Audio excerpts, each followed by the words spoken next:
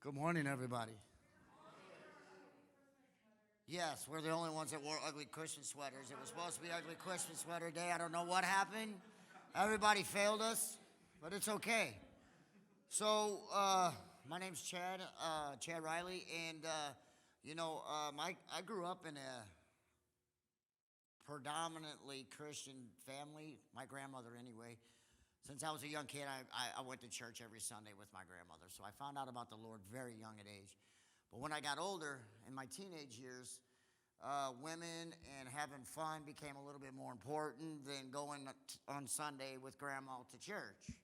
So the world got a hold of me. Long story short, I fought a 25-year heroin addiction.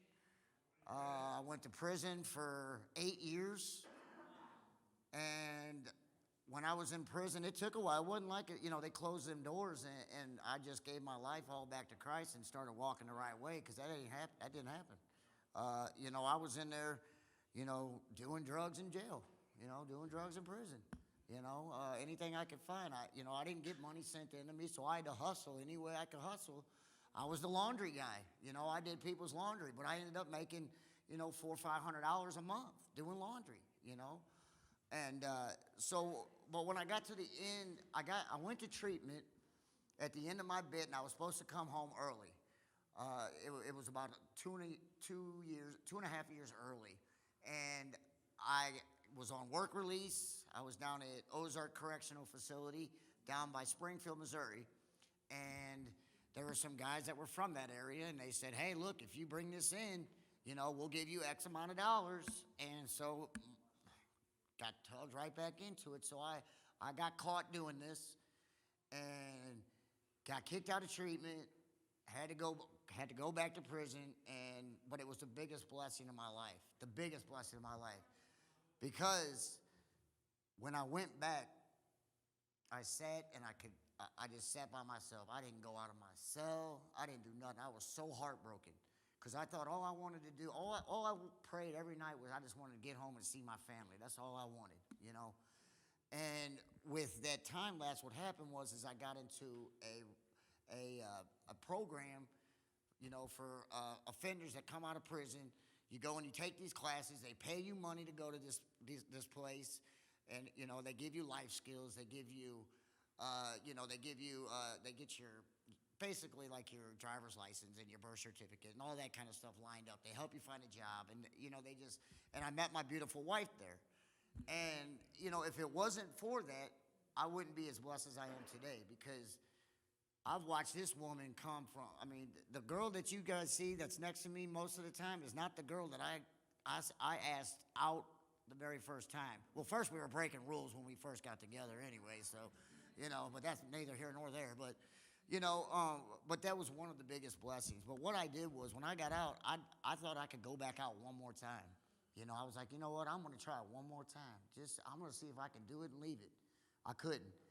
I was on Hampton Boulevard, and I did a shot of, what's that stuff called? Fentanyl.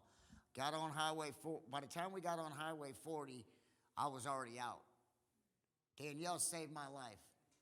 Danielle, she went down to Grand, right where the old Del Taco used to be, if anybody remembers the old Del Taco there at Grand and 40, and she's trying to beat on me to try and wake me up. She said I wasn't breathing for a really long time, She gets me down to St. Louis University Hospital, and something happened to me when I was gone, because I didn't see no light. I didn't, none of that stuff. But when I came back, my heart was changed. My heart was changed. And I've since then, I've never looked. I don't have the taste for it anymore. I don't have the desire for it anymore. I don't have. Thank you. Yeah. By the grace of God, like I said, I always have had God. God's always been on my life.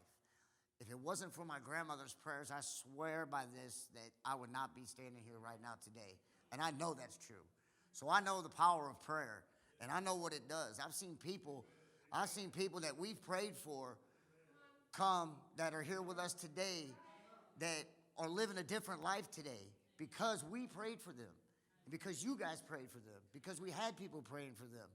You know, we're just one miracle away from, you know, changing a lot of people's lives, man. And that's all I want to do. You know, I want to bring Jesus into everybody's life.